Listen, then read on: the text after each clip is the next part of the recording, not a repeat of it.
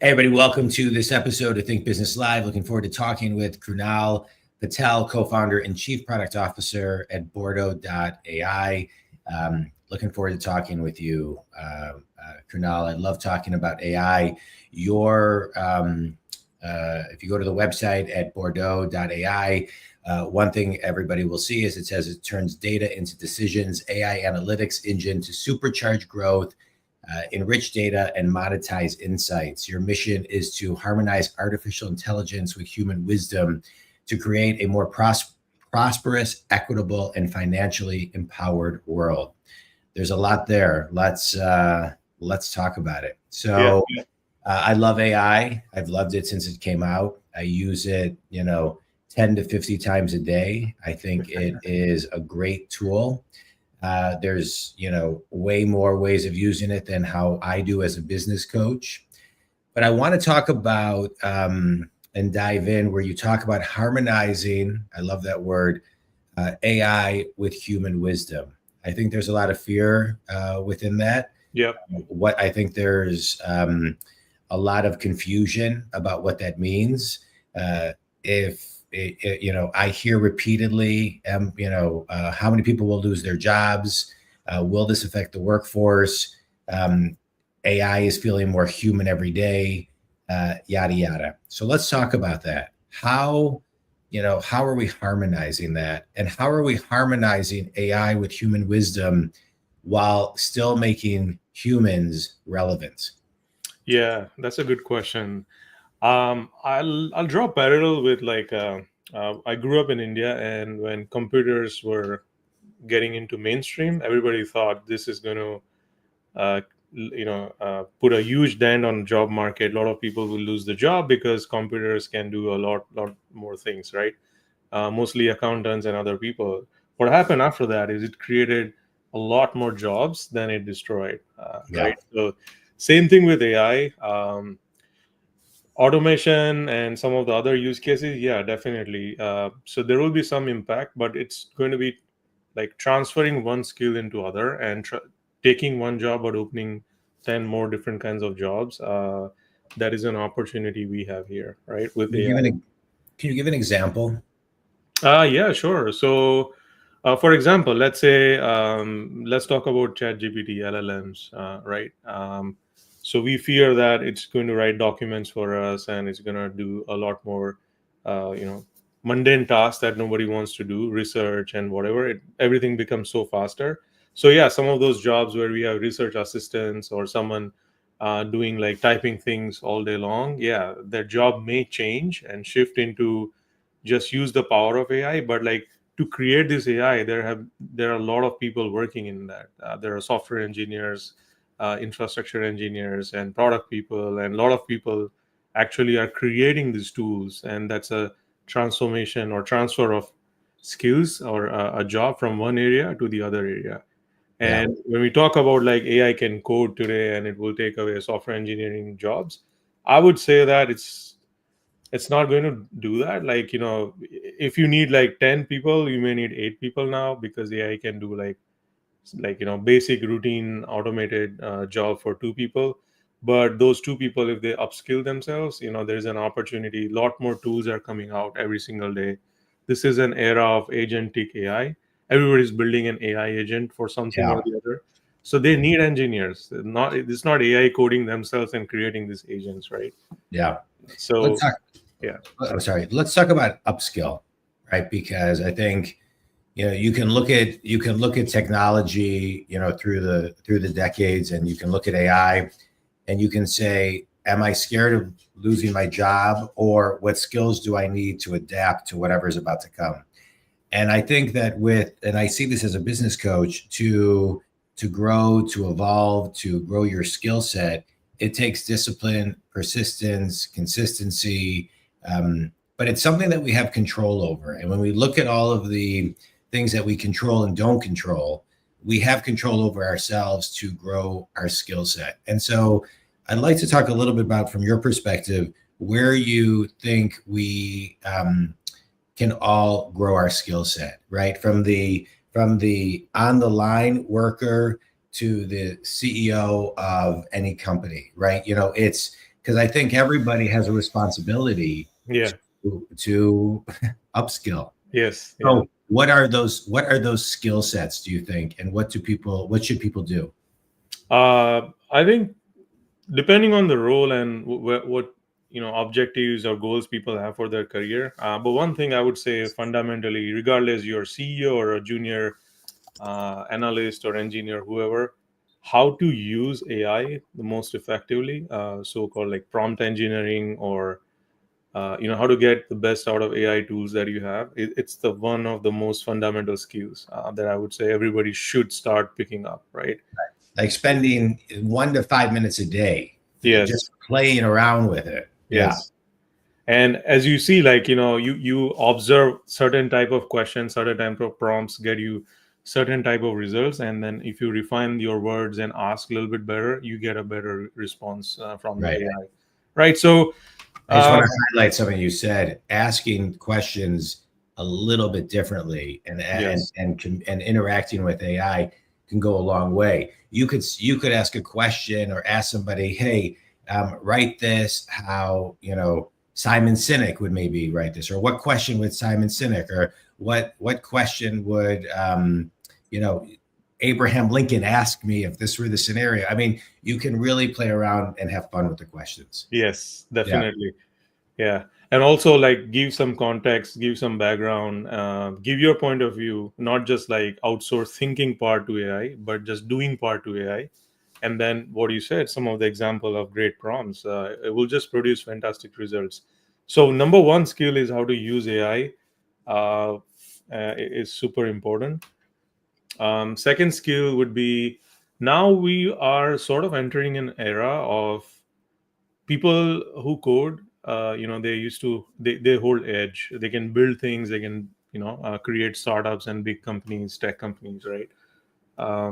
Now we are entering an era of doing is becoming a little bit more easier because of AI, but that thinking novel ideas, that part, right? The ideation, what is the gap, what is the problem that exists in the world today, that observation, ideation, finalizing your next new idea, right? Yeah. We hear from people who are like building this cutting edge AI. They say that those days are not far where one or two people will build $1 billion valued company, Yeah. just right because of how AI can help. So how to use AI and how to apply your practical thinking, whatever background you come from, finance, life science, insurance, Right. marketing, how do you use that functional knowledge with the power of AI and your street smartness? I think those are the Right. things. Yeah. It's interesting. You're talking about, one or two people can, with AI's help, can build $1 billion company. To just put things in perspective, the old adage used to be that for every 10 employees, you made $1 million. Yes. And so if you just look at that and, because back in the day, a company would say, oh, we made $2 million this year. How many employees you have? 300. All right. Well, that's not the ratio you're looking for. Yes. But what's so interesting is AI, this isn't firsthand, but a client of mine was at a conference, and what they were talking about was that the AI platforms right now have an IQ of about 155, which on record, not totally confirmed, Albert Einstein has about a 160 and Elon Musk had maybe a 155 IQ. And then the highest on record, I think, is somewhere between 228 and 270. But next year, the IQ of AI will be 600, and the year after 1200. And so, it just seems to be getting smarter and smarter and smarter. And to your point, I think if you can figure out how to use it in a collaboration as a business partner, Yeah. I think people are scared of people. Some people are, not all. I'm not, you're not, many people aren't.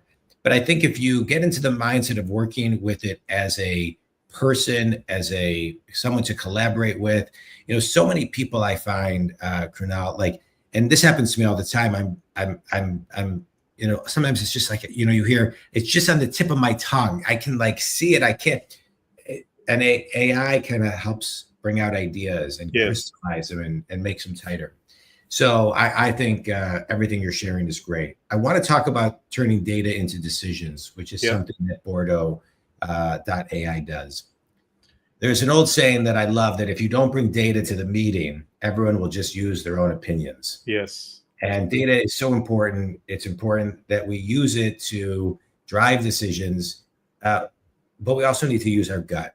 And so what I'd like you to talk on is how you turn data into decisions using the data. You talk about supercharging growth and enriching data and monetizing insights, but how you use the data to make decisions while also infusing just instinct and gut.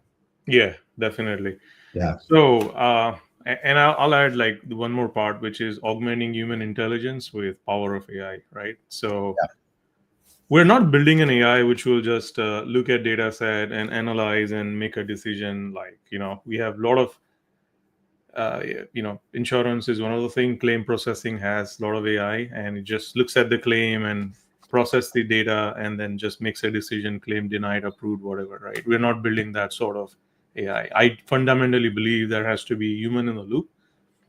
So what we are building is an AI platform for financial firms, which look at transaction data, banking patterns data for small and medium businesses, for consumers, and analyze and spot an opportunity for cross sell and upsell. So, like, let's say small business has like a banking product, and they have certain type of transactions going on. What other products you can sell them? Can you upgrade them to next tier, right?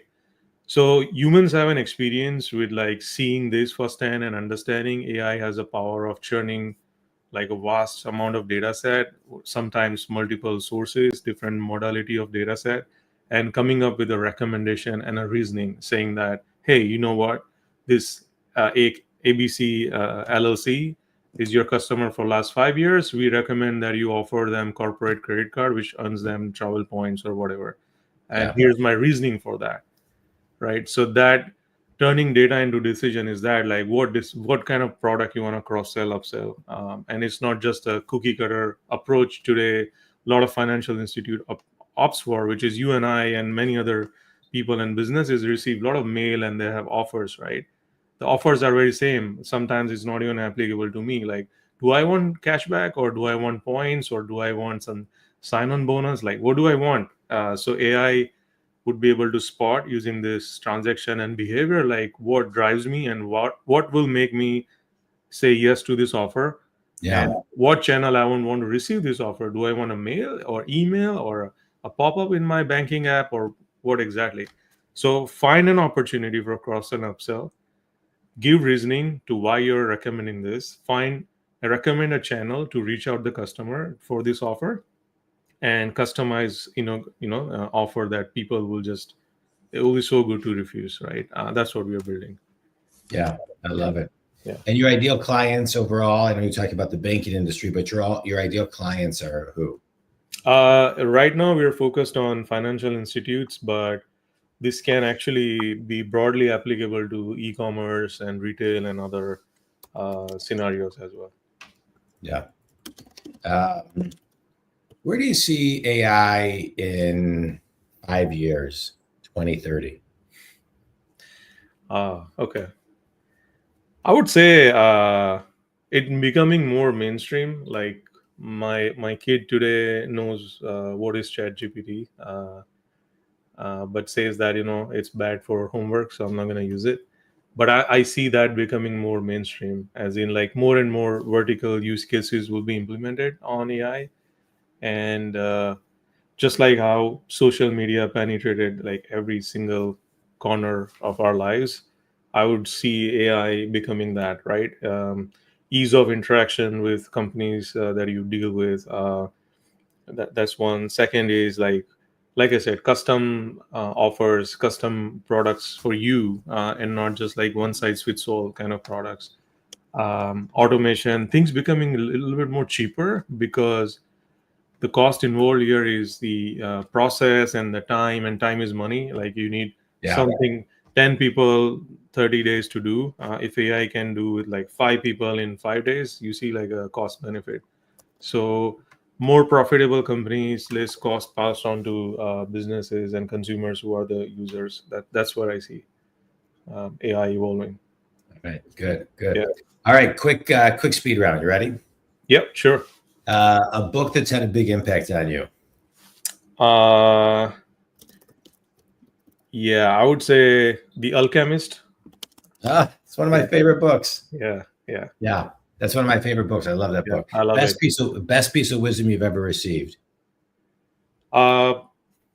When I started my first startup, I was searching for a novel idea, and one of my professor told me the best thing is to find out what is the most popular business idea and how people are running a profitable business out of it, and copy them and do it better, and don't look for novel ideas. I think it's such a grounded, common sense sort of wisdom, which people just often overlook. They want everything unique, like when searching for a business idea. Yeah, find out what's working and do it better. I love that. Yeah. Last question. One thing everybody can do starting today and every day thereafter to make AI part of their world. I would say go back, learn prompt engineering and understand how we can control AI versus fearing that AI is going to control me and my life. Yeah. I think that's one thing people should start preparing themselves. That's good. Yeah. Krunal, this was great. I appreciate your time and your insight on AI. Think community. I always like to extract, at least one thing from every talk. There was many. As a business coach, Krunal, I work with individuals and companies, solopreneurs to Fortune companies. I work with them they're stuck. I get them unstuck. And I love this show because I get to have guests like you that get people unstuck. And you shared a lot of great things, but I'm going to extract one thing, which is upskill, grow your skill set. We have control over a lot of things, think community, and we don't have control over a lot of things. But one thing we have control over every day is spending 1 minute or 2 minutes or 3 minutes a day to grow our skill set. There has never been an easier time to listen to podcasts, listen to books, watch something on YouTube, listen to a Blinkist, listen to an Audible. There's never been an easier time to grow and to learn. Don't take advantage of that time. Don't think it has to be an hour a day. You can do a ton in 1 to 3 minutes a day, and it all compounds and it makes us smarter and it grows our skill set. When we're in a time where most people won't do that, if you do that and you do it consistently 3 days a week or 4 days a week or 5 days a week, you'll definitely feel how it differentiates you from everybody else when you're in a situation when you really, really need it. Not to mention on a day-to-day basis. Krunal, you can, everyone can find you at Bordo.ai, and Think Community. You can reach me if you want to talk about any coaching at JonDwoskin.com. Krunal, any last thoughts? No, I think I strongly endorse your closing point, upskilling. 2-3 minutes, a lot of resources available. Learn, practice. That's how you become master and control AI. Yeah. Thanks for having me, John. Yeah, thanks so much. Thanks, everybody.